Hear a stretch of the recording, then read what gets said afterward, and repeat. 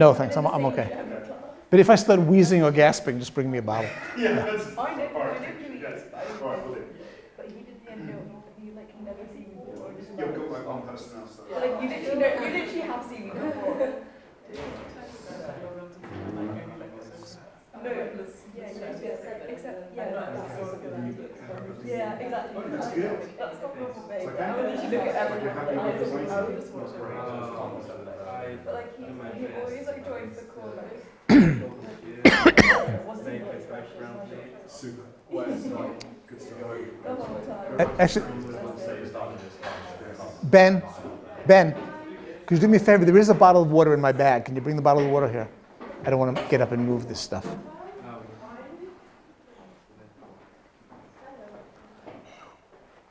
Thanks. No, just in case of an emergency.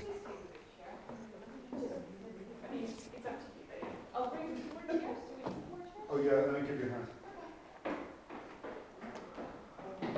We will chat afterwards, yeah? We'll chat afterwards. Yeah. So you have to stay till the end. Okay. So maybe someone...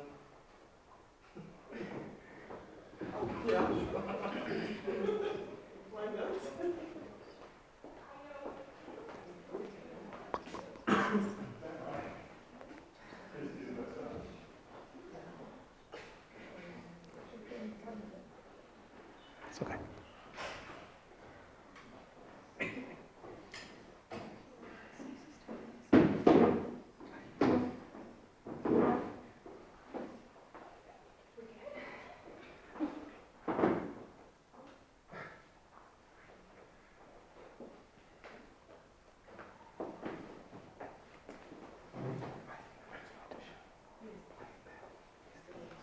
Okay. Hello, everyone.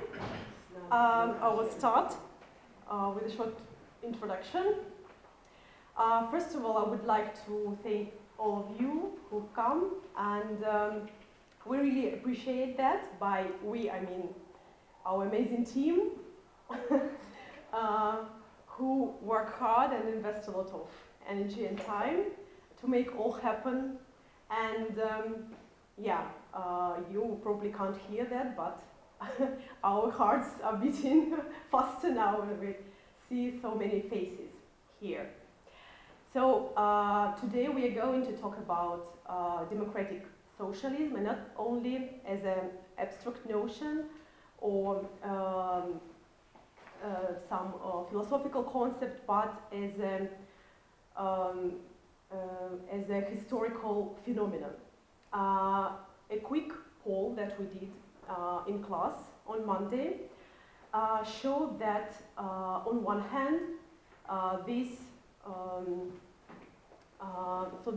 the word socialism is a familiar concept, and it has established images that are associated with this phenomenon.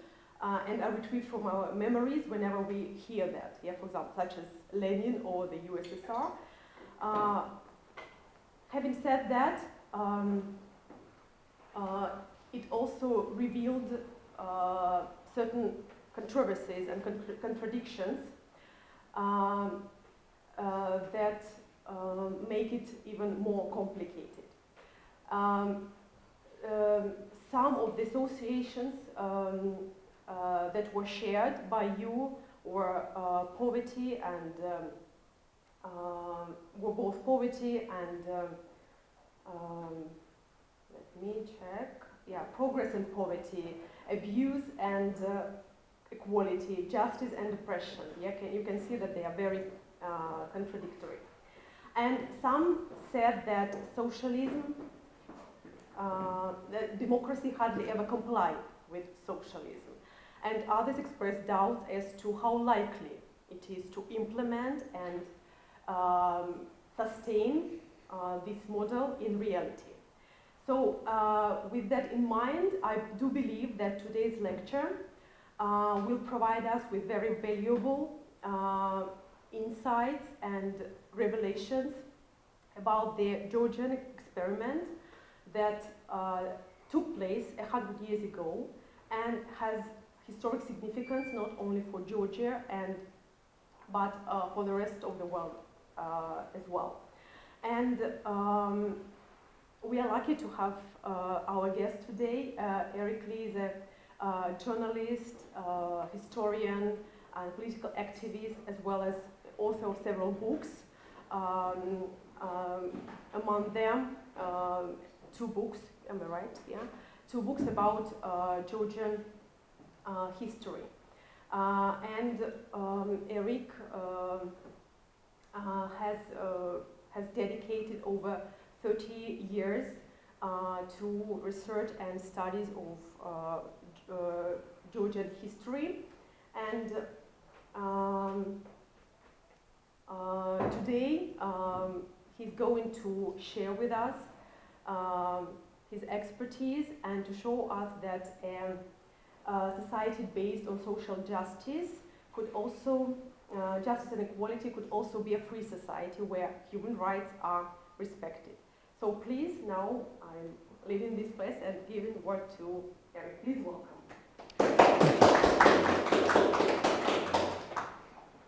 Thank you very much. That was a very good summary.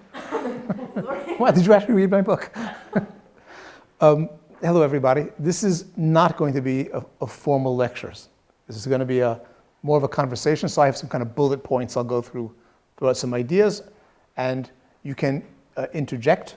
You can raise questions in the middle if you want, or you can hold it all into the end, at which point I expect all of you to have to point out where I was completely wrong and where I was obviously making stuff up.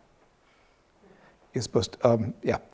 So I was actually told I could talk about whatever I wanted.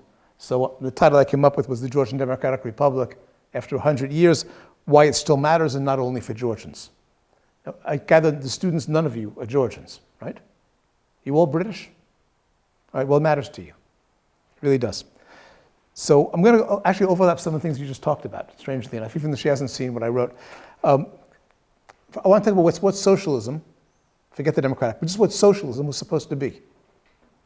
And it was supposed to be a better, but not necessarily perfect society. It's an important point, because if you want to make a perfect society, you're prepared to pay a price. If you want to make a better society, it's a different kind of price. And it was supposed to be a society based on the familiar mantra of liberty or freedom, equality, and solidarity, which of course was the French Revolutionary slogan of fraternité, we now say solidarity. Karl Marx, who was not the first socialist, but was the most important, was above all a Democrat. He was an advocate of human rights. He was an opponent of all dictatorships in his lifetime. He struggled for freedom of the press and for critical thinking.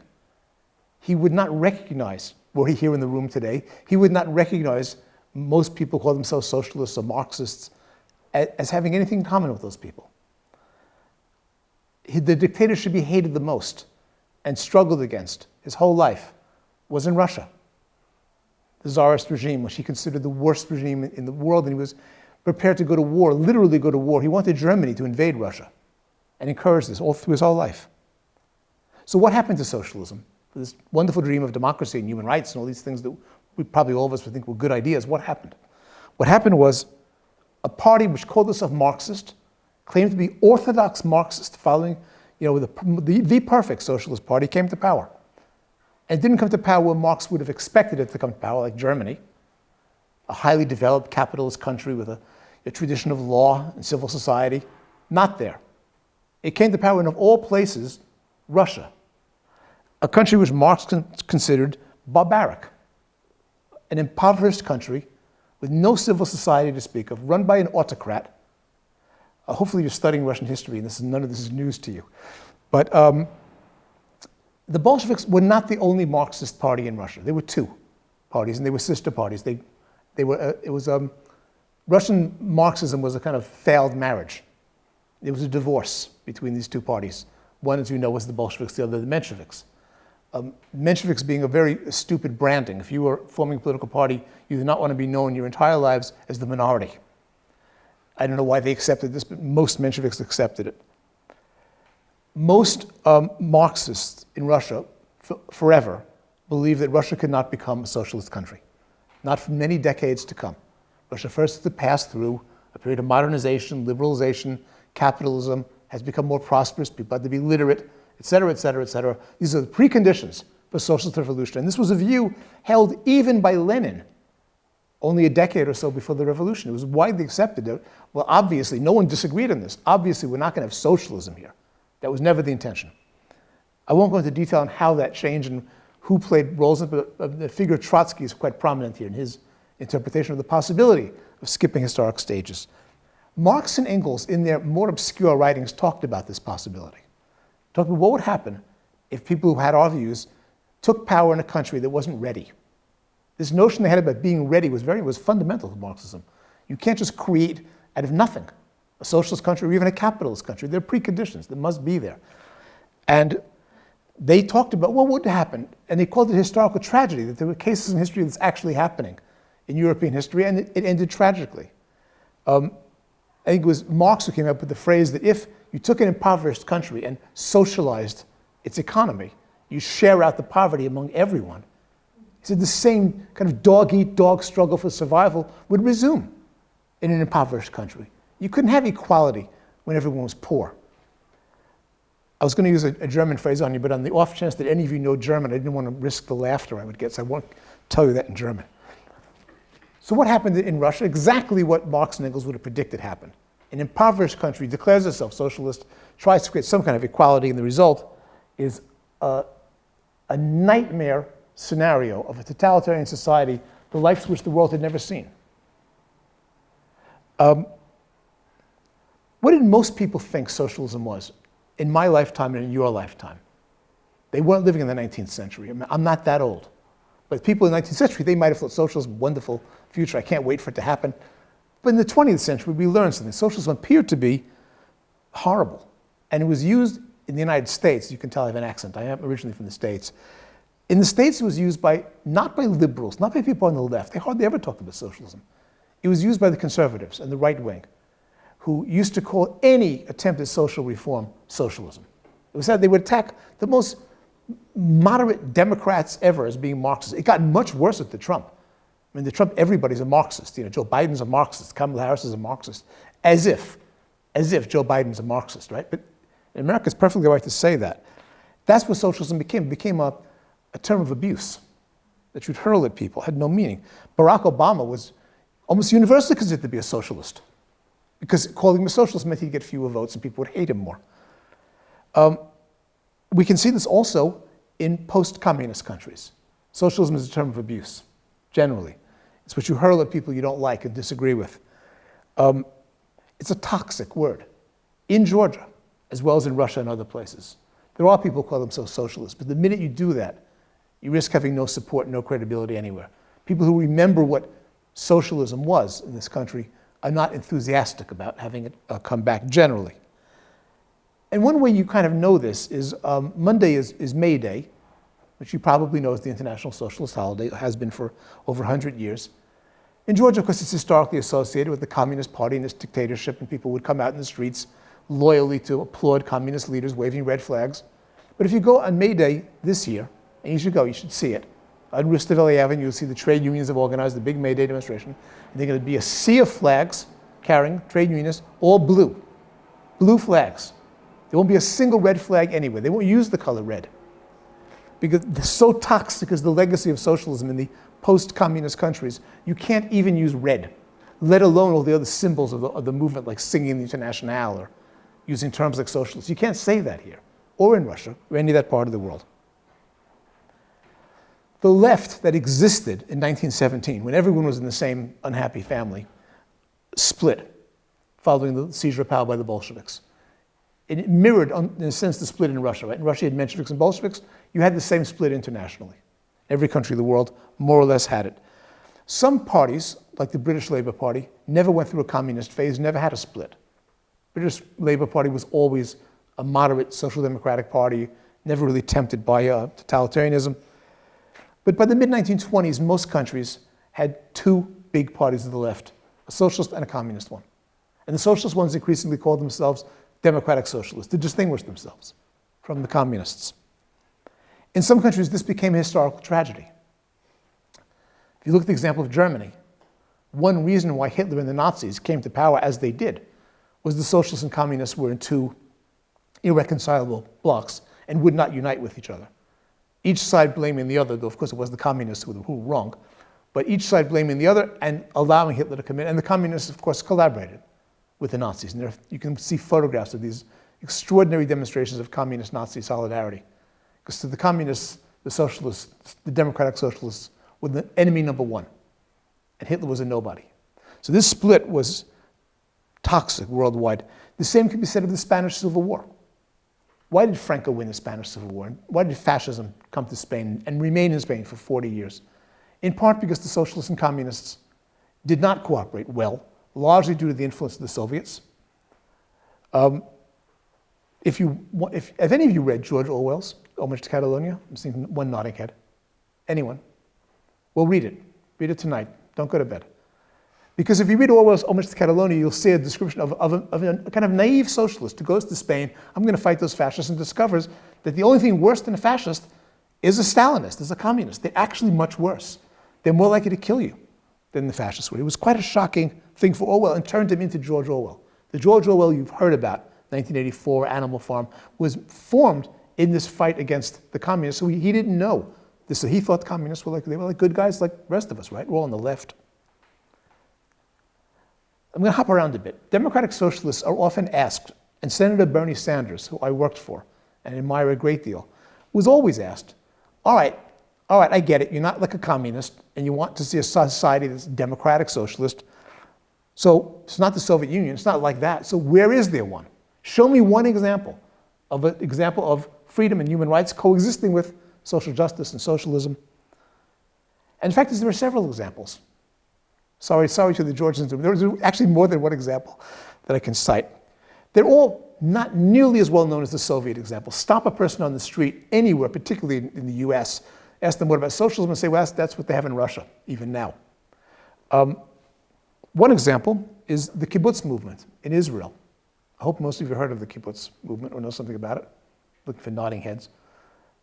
Okay, so I lived in Israel for 18 years. I lived on a kibbutz and was a member of one. So I know what it feels like to live in an actual socialist society where my human rights are respected and there's no death camps and secret police and any of that stuff. That was a success story, but it wasn't a country. It was a part of a country. It was small communities in a country. It's different. You had the experience, again, not well known, not remembered, of Austria in the 1920s and 30s, and particularly Vienna, where the socialists completely dominated the city of Vienna. It became known as Red Vienna. And they did these remarkable social experiments, particularly in housing. Like, what would be the best way for people to live together and to educate themselves? Well, incredible stuff. It was crushed by the Nazis, first by the Austrian fascists, then by the Nazis completely, and the memory erased. And another example, during the Spanish Civil War, Barcelona in particular was in its own world. It was completely dominated not by the socialists and not by the communists, but by the anarchists, who created a kind of classless society that was extraordinary.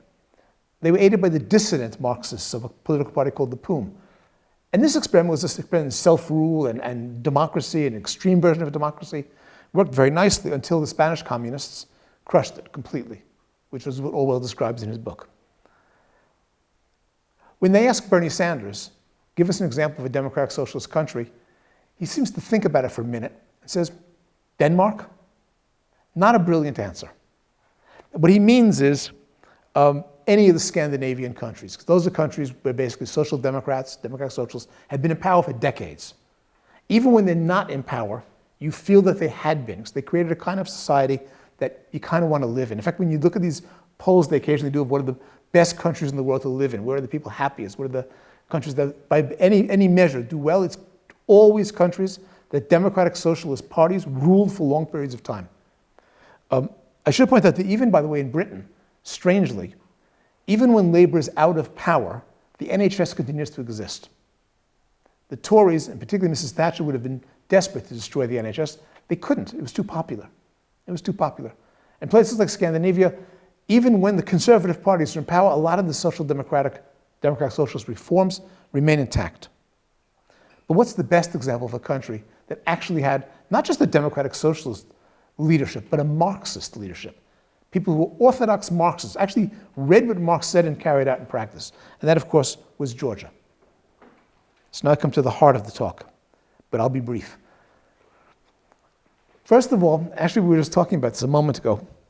I have bullet points of 6 or 7 things about Georgia that I learned.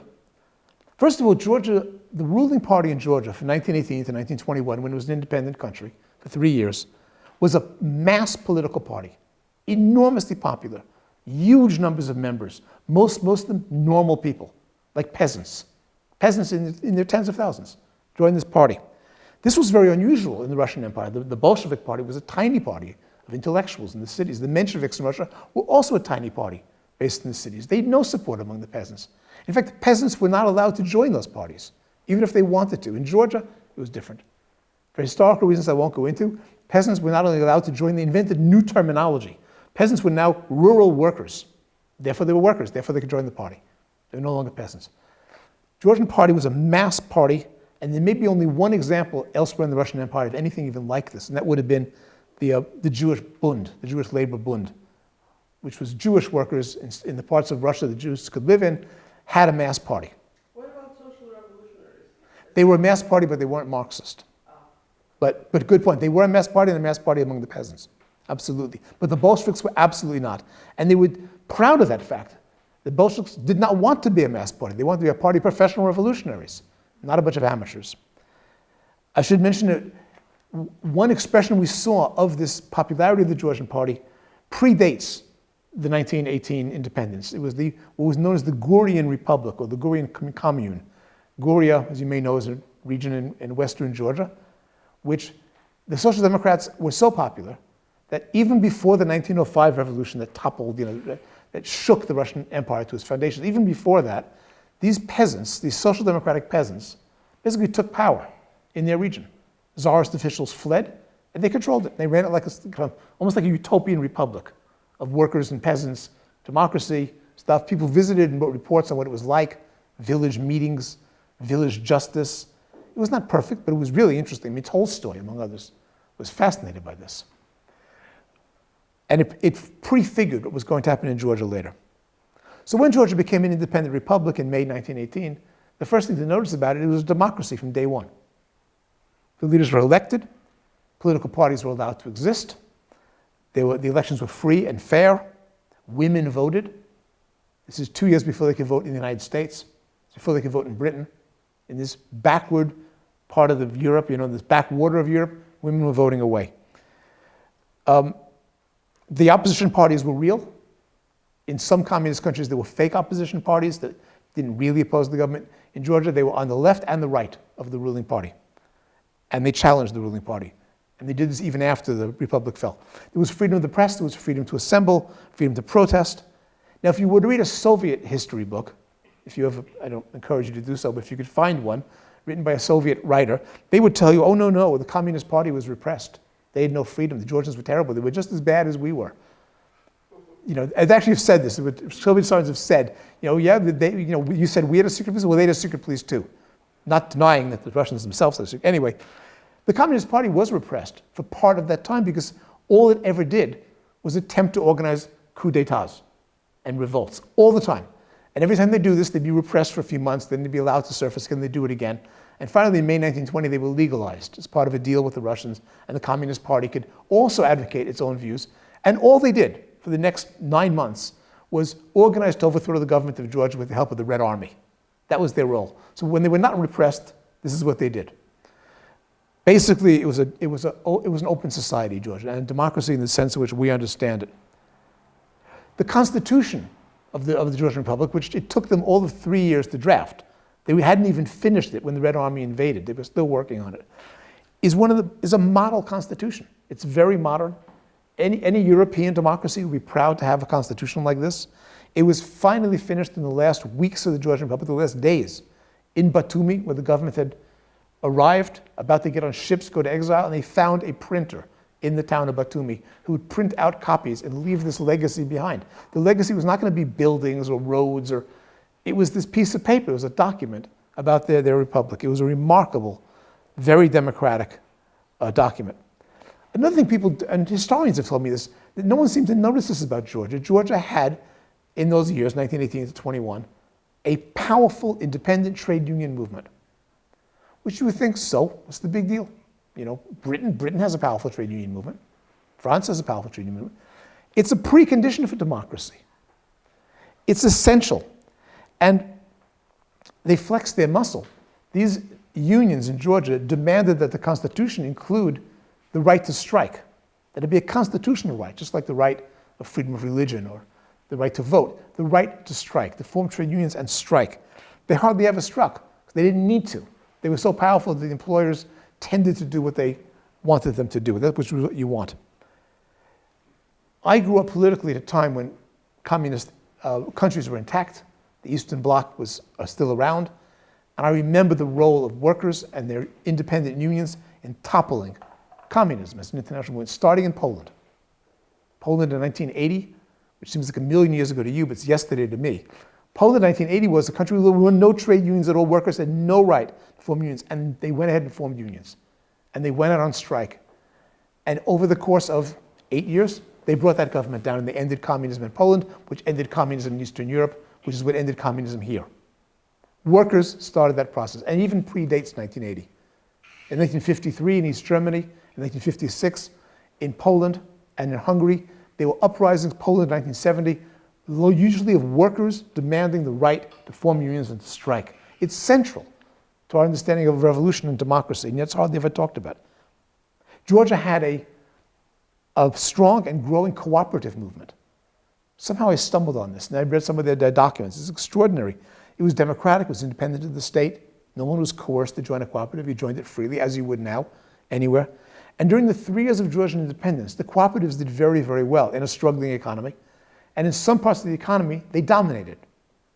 So the capitalist sector, the private free market part, began to shrink, and the cooperative sector to grow quite dramatically. It was a natural and non-coercive process. The opposite of what was happening in Russia, later on with collectivization and so on, where people were forced to those kinds of things. Georgia, I'm almost at the end of this list. I could have made the list 3 times as long, but you're lucky. Georgia was characterized at that time by political rights for women and ethnic minorities. It was the first Muslim woman elected to a parliament anywhere in the world. Was elected here in Georgia. The contrast between that Georgia of that short 3-year period and communism in Russia could not be starker. They could not be more different. They're black and white, these two kinds of societies. The Russians themselves, the Russian communists admitted this. They saw it that way. We here in Stalinist Russia and the Soviet Union built a perfect society. Georgia was terrible. Okay, that's their interpretation. But everyone agrees there could incredible differences between them. So if all this is true, and it is true, I didn't make that much up. Most of that's actually true. Why was it forgotten? Why does hardly anyone remember it? Not only don't people remember it in the West generally, if you stop people on the street, no one's ever heard of this. Georgians don't remember it. And this was particularly true when I started working on this. It was really quite shocking the first time I came to Georgia, not that many years ago, and talked to Georgian leftists, trade unionists, and asked them what they knew about this first republic. They knew nothing. They knew less than nothing. They knew things that were stupid and untrue. They knew a mythology about it, which they didn't challenge. To understand this, you have to, I keep going back to George Orwell, but you have to. George Orwell's book, 1984, there's a lot of it is about history. And if you've read 1984, I hope you have, some of you, you may remember the concept of the memory hole. The memory hole is real. I mean, the Soviets invented it. It's like the idea that history is flexible. Some people who were good guys one day are bad guys the next. There is no truth. Truth is whatever serves the interests of the party. One of my favorite memory hole stories, and it's a true story, is when Beria, the Georgian, who was the head of the Stalinist secret police, when he was finally killed by the Red Army generals, finally, and his monstrous career came to an end, an edition of the great Soviet encyclopedia had come out, giving a couple of pages to Beria. Do any of you know this story? He was quite a prominent figure. So they were all taken, and the pages were removed like a razor blade, and because there was a gap, they put in 2 pages about the Bering Strait, because it would have fit in. Can you believe this? It's actually a true story. Look it up. Anyway, that's the memory hole at work. So for 70 years, from roughly 1921 till 1991, the Soviet regime did everything possible to ensure that no one in Georgia or anywhere else remembered that there had been a successful experiment in democratic socialism here. It was deliberate. It was intentional. Georgians were told day and night, don't focus too much on that period. It wasn't interesting. It was a disaster. Good thing it ended.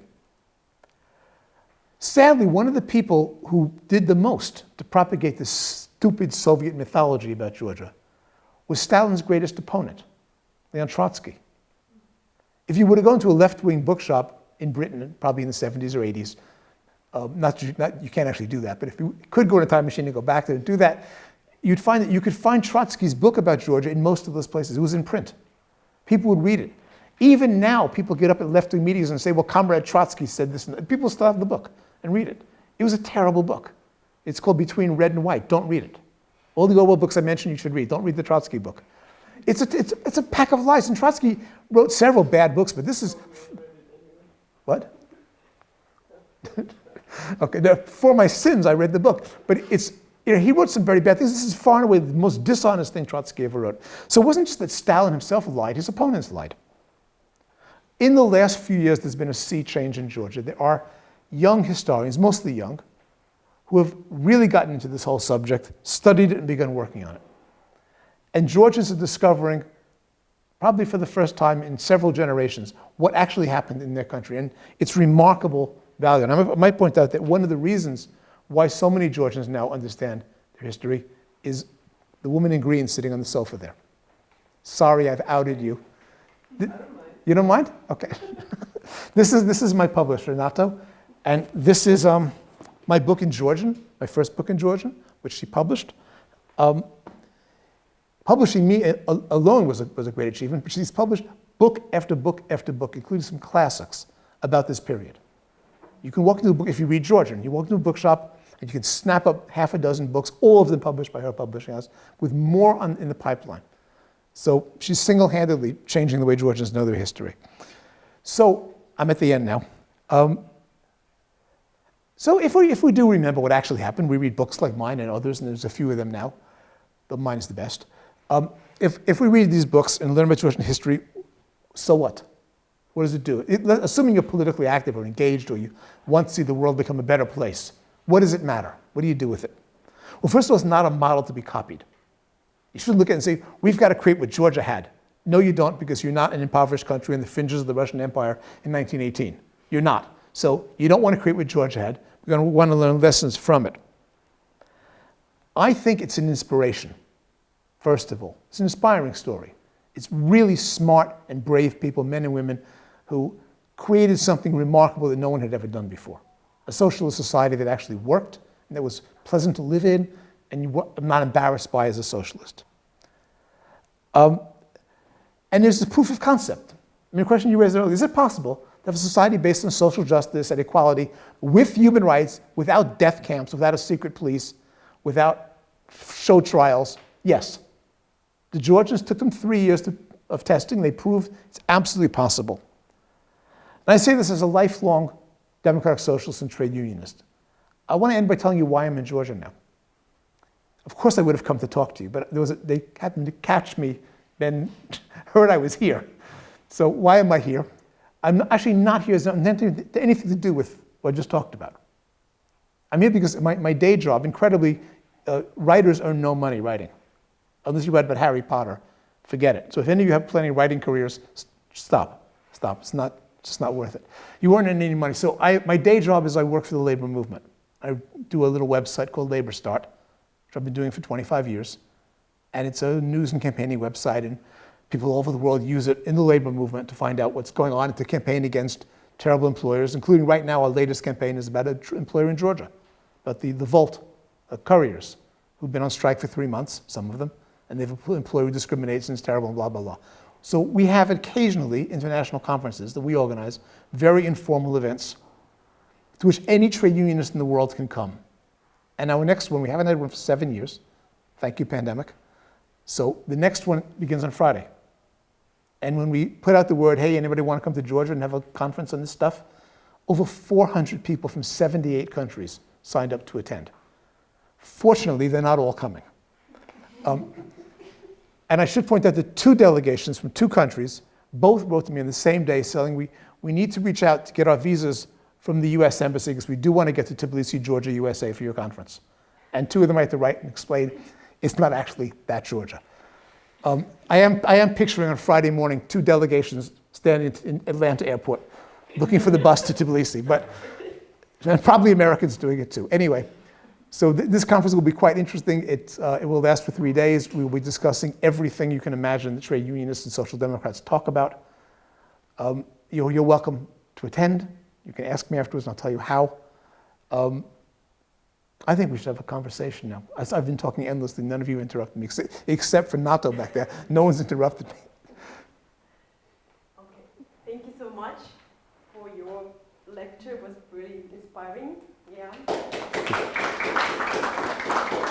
so, I have a couple of questions of my own, but I would like you to be first to ask questions. I'm sure you're ready with them. You prepared. Okay, who would like to be the first? Yeah, I mean, one of the main arguments frequently levied at like socialist movements would be that a lot of the time people think it restricts economic growth. Like, how did the Georgian economy do in this period? Did it grow?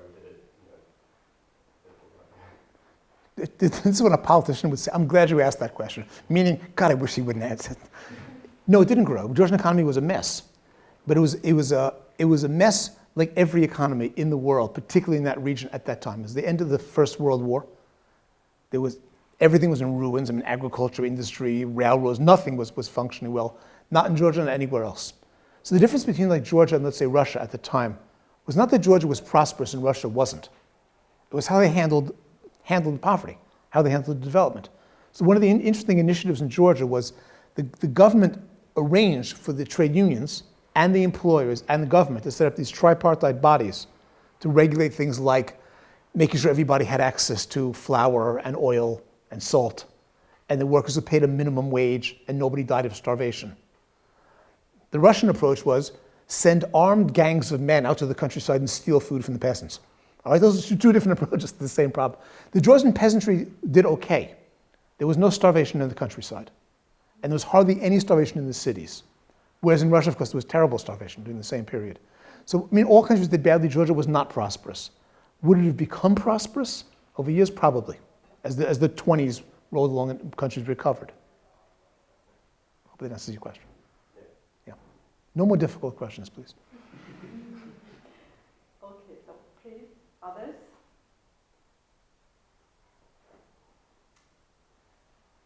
So Eric, the Constitution is a very enlightened document, but as you've already pointed out, it comes quite late. I mean, they're leaving as they print it. And the record of the government during the Republic is a little bit complicated. I mean, of course, you know, after the war with Armenia, which was very strange, a law was passed allowing expropriation of anybody thought to have sympathized with the enemy, and there were large-scale expropriations of Armenia and Georgia, like very large-scale. How do you reconcile that with the idea that this is a kind of a shining beacon of human rights? Okay, first of all, it was a shining beacon of human rights in the existing world. In the real world, this is as shining as you get. I wrote about it in my book, the ethnic problem. It wasn't just the Armenians. Georgia, amazingly, hard to believe, Georgia did not get along well with the Abkhazians or the South Ossetians. So none of the stuff that goes on now is new. This has been going on forever. The Georgians and Armenians fought a war in 1918, a war, by the way, the Armenians launched, stupidly, thinking that we're the Armenians, the Christian world adores us, they will support us. If we invade any country, we'll get the full support of the West, which never happened, and they routinely led to disaster for the Armenians, and they were defeated. Anti-Armenian sentiment, anti-Abkhaz sentiment was common. So, and the Georgians did what they could, and the extent to which they screwed up has been exaggerated. Natos just published the diaries of Zhugeli, the guy who led the People's Guard, which was the militia, basically, the Social Democratic Party. Not the official army, but the party militia, in a sense. And he wrote quite boldly about, you know, we sure showed those peasants, we burned down their village, and it was great to see. I mean, stupid thing. Yeah, correct me. Yeah, I think it's a misunderstanding of what's actually happening. And the Georgians, the Constitution, and also the deliberations did foresee a Georgia in which different ethnic groups could live together. They imagined that. But to go overnight from a society where Armenians and Georgians had hated each other forever to where they loved each other was nonsense. The only way you get that to happen where ethnic conflicts like end overnight, is you impose a totalitarian regime on them. Yeah, but I Like- wasn't asking about Okay. popular sentiment. Okay. I was asking about the policy of expropriation, right? Which was Right. If I may, just a little bit, and I'm not a historian, I'm just a publisher. But this war that happened, during the war, it was a short war, maybe a week or two. And at the moment, as far as I know, at the moment, the city of Tbilisi government was historically dominated by Armenians, also at the time. And they have formed like a committee of support to motherland or some such, which was supposed to support Armenian army in Tbilisi. So this law was a bit of a response, I think, to this committee, which was operating in Tbilisi in support of the enemy army at the time. And it wasn't probably a law, but maybe like a decree. And there were some expropriations, like the Hotel Marriott, which is, Tbilisi Marriott, which belongs to the Aramans family, was expropriated, and maybe a couple others. But it was not massive. I don't agree. It wasn't massive. It was some very prominent Very prominent leaders. Yeah. very prominent leaders that was expropriated, but it wasn't like nationally massive in that sense. And if I could jump in. And because Yeah. the war ended very soon, I think that sort of ebbed down. In wartime, even the best democratic countries make mistakes. When the United States was forced into war with fascist Italy, Nazi Germany, and Imperial Japan, and I would say the US and Britain were pretty much the good guys in that war, and the fascists and Nazis were pretty much the bad guys in that war. It didn't mean that every single thing the American or British government did was right. And the internment of Japanese Americans simply because they were Japanese Americans in detention camps was a stain on American democracy. And yet, no one would say, oh, well, that makes America, the Nazis, equal. Clearly, they weren't equal. Obviously, the Americans, screwed up a bit. The Georgians, I emphasize, is not a perfect society. They lived in the real world. It was a world of poverty, very hard to have economic growth. It was a world where, surrounded by enemies, Turkey, licking its lips, its chops, a chance to grab Batumi. The Russians thinking, let's get the whole country if we can. The Armenians thinking, we can double the size of our country without much of an effort. Pretty much everybody was fighting each other. So the Georgians generally behaved all right in the wars, generally. And certainly in the context, again, of the 1920s, nobody was respecting rights in these wars. Nobody was behaving well anywhere in the world. The Georgians, probably less problematic than most countries, I would imagine. Okay, more questions, please. I asked for easy questions. Okay, Henry? Oh, Hi. Do you think that socialism has much of a future in the medium term? I mean, where you slightly said it's been tainted by the Soviet past, and in the West, where like in the UK, we had a sort of brief moment of changes happening, like Jeremy Corbyn, or in the States, where Bernie Sanders has been tries twice to win a Democratic nomination and fails twice. Do you think that now there is any future, or we just have to wait for a while for conditions to change? First of all, the short answer is yes, there absolutely is a future. And I wouldn't have said this necessarily a decade ago. And what changed things for me was in 2015, rumors went out on the net that Bernie Sanders was thinking about running for president.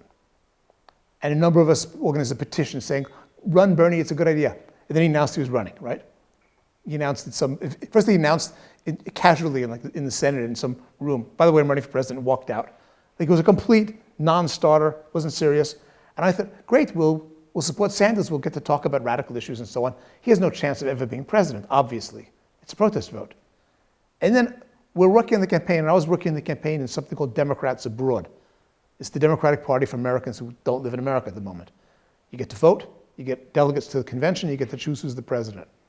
I was astonished, as was everyone else, by what happened. No one saw this coming. First of all, he won primary after primary after primary. He terrified the Clinton machine, terrified them. By the time the convention was held, and I went to the convention where Hillary Clinton was nominated president. I was a part of the Democrats Abroad delegation. We had won in the Democrats Abroad primary 70% of the vote for Sanders. And in the course of doing it, we campaigned, right? So who were the people campaigning? No one that I worked with was more than half my age. Most of them were 1/3 my age. Okay, I'm thinking very young people, your generation, were enthusiastic about this almost 80-year-old geezer from Vermont who spoke with a heavy Brooklyn accent, who spoke about an unchanged, old-fashioned democratic socialism. Like, nothing cool about Bernie. Didn't use any of the cool words. Just talked about social justice, whatever.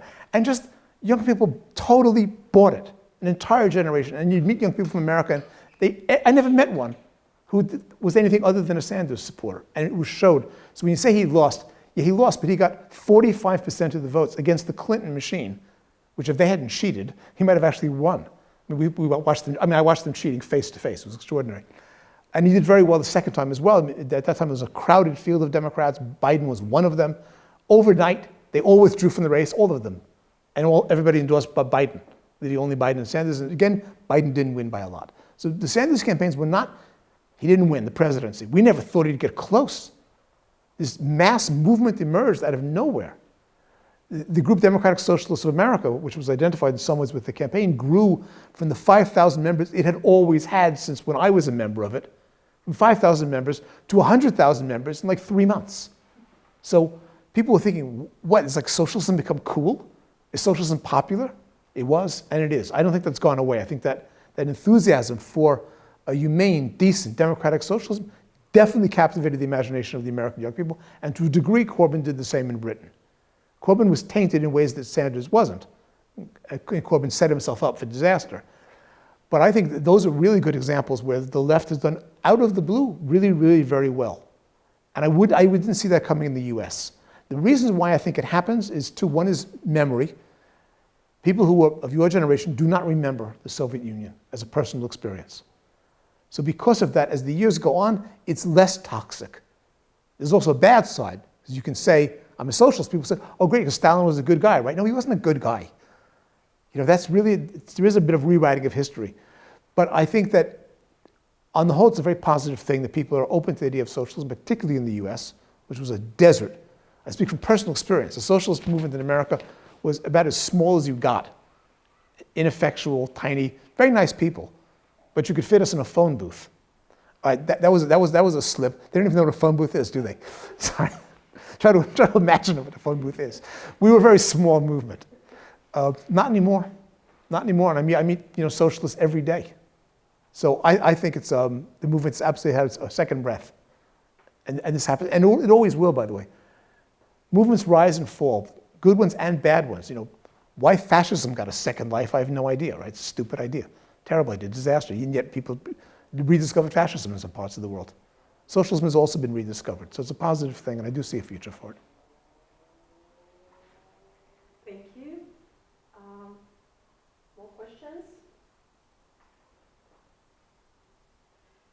So I would like to ask you, so when you were giving examples of places, locations where social democratic movement, social democratic regime was implemented, so, and you, actually said that apart from Georgia, I mean, on national level, so there were just small communities in Austria and in Israel, and that we can't find a lot of examples of how this regime was implemented and then sustained on the national level. So what do you think makes it so difficult to realize, to implement on the national level? And maybe less importantly, the previous question from Henry and your answer, do you see any preconditions for, I don't know, maybe repeating, but kind of trying to implement something similar to the Georgian experiment nowadays? Okay. You caught me on two things there. Okay, on national scale. Look, what was unique about the Georgian experiment was that they were not only social democrats, they were Marxists. They weren't moderate social democrats who wanted to reform capitalism. They had a vision of a new society, which they knew could not be implemented immediately, right? They knew, first of all, we create democracy, you create law, civil society, law, etc. Only later, and incrementally, you bring in the actual socialism bit. So other social democratic parties did take power at national level all over the world, often quite successfully. That's where all of Northern Europe, from Finland to Iceland, all the Nordic countries certainly are decent places to live. And in fact, all of the countries in Europe, they regularly get rated highly as places to live, whether it's the Netherlands or the Nordic countries, Germany, all dominated by social democratic ideas and parties throughout the 20th century and the 21st. So it has happened at the national level. The Georgian example was a much more extreme version, much more authentic, a pure version, because they were Marxists. They really were. I mean, and they believed the Bolsheviks were the ones who weren't Marxists. The Bolsheviks were the ones who were ignoring everything Marx wrote. They were sticking to the orthodox, traditional Marxist view. So, how did you phrase your second part of your question about it, that it's happening again? What do you mean? Have the preconditions been met? Yeah, so you said that for every regime, so doesn't happen on the spot here, just out of the blue. But we need preconditions for every regime. Yeah, for socialism, for capitalism, and there were some preconditions for the Georgian experiment. And do you think there might be something similar to that? Are there any preconditions for? We used to say that in 1917 or 18, no country was really ripe to move beyond capitalism. And the countries that made that attempt were disasters, including Georgia. But at least the Georgians didn't try that route. Today, we socialists would tend to say most countries are overripe. Most countries are so rich that if they just treated people more fairly and shared the wealth a little bit, everybody would have a decent standard of living. There's no reason why when I walk around to Tbilisi, I see homeless people. There's no reason for that. There's no reason for disabled people or mentally ill people to be living in the street. It's obscene to see that in a modern society. And yes, Georgia is not the richest country in the world, but it's rich enough that this should not exist.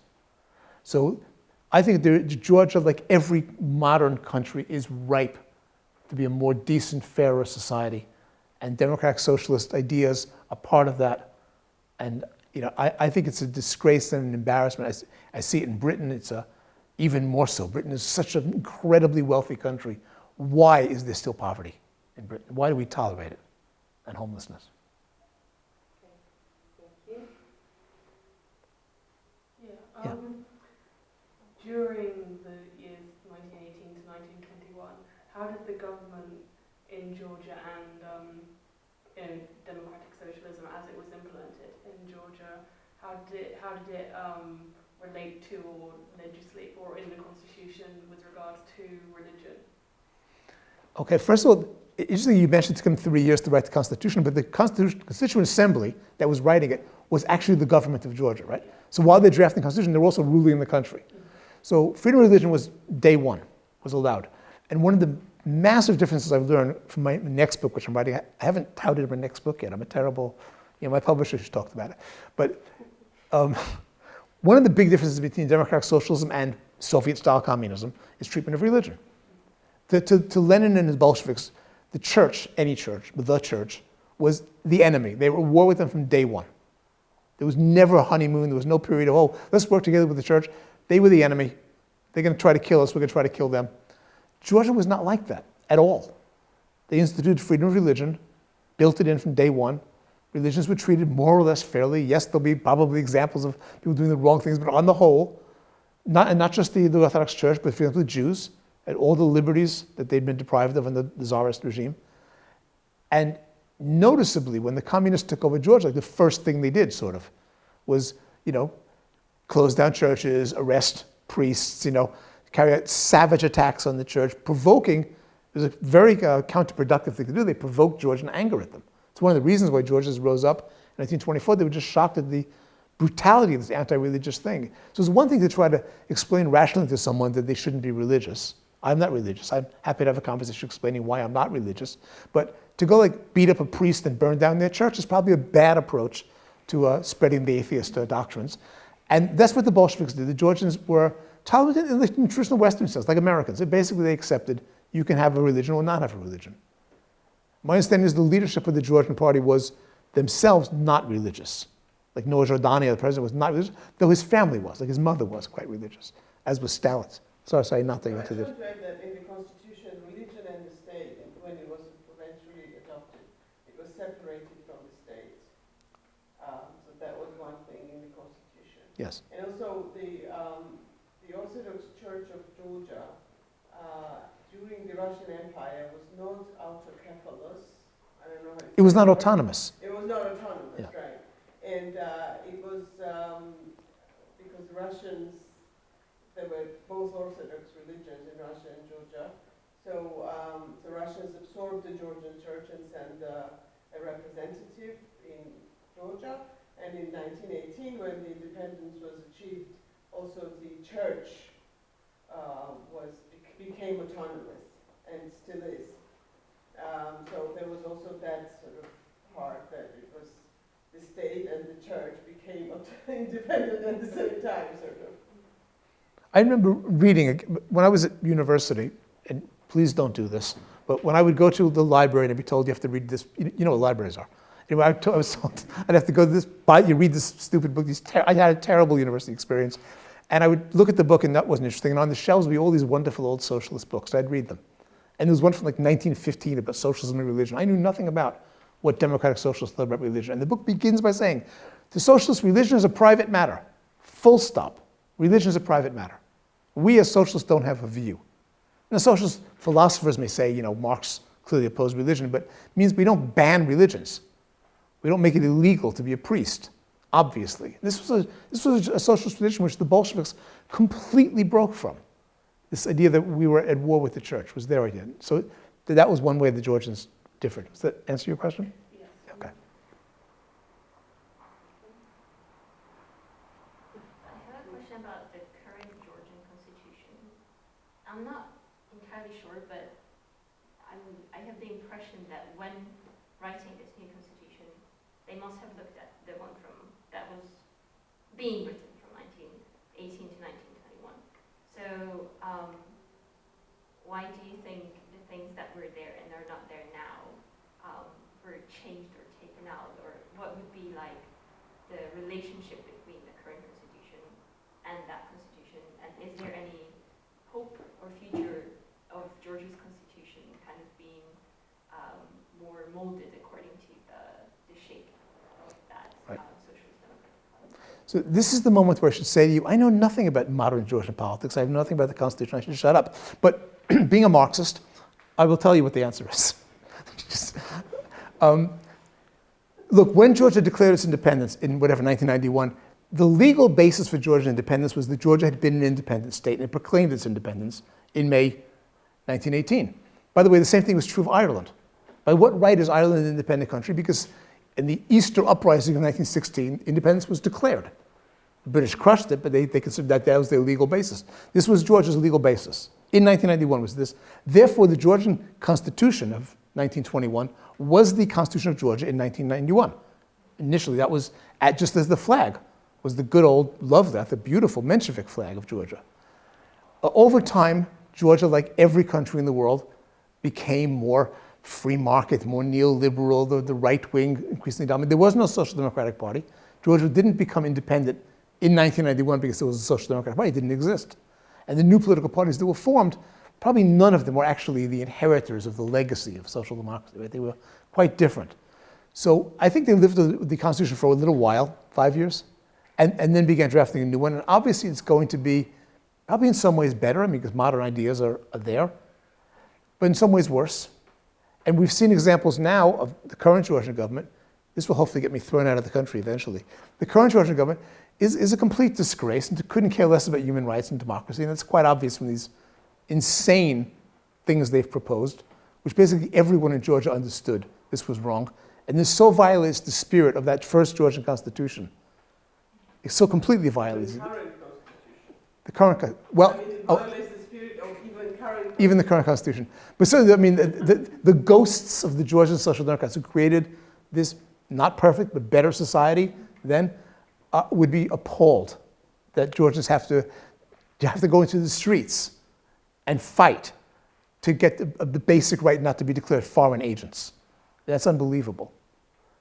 So I do know that one of the resources I used when writing the book about the Georgian Constitution was a very long article by a Georgian Supreme Court judge. I mean, in the 1990s, Georgian jurists and judges and lawyers did think the first constitution was actually amazing and saw it as a model. In a sense, it prefigured post-1945 Europe. Notions of tripartitism and a welfare state were all built in. There are social rights in the Constitution, which no country had. And obviously, things like women's rights, far ahead of most European countries then. So Georgia has gone backwards in many ways compared to the First Republic. So it wasn't totally wrong. No. Okay, so, yeah, that's all. God, you're letting them off easily. So that would, you know. Thank you so much for your active participation and your questions. And maybe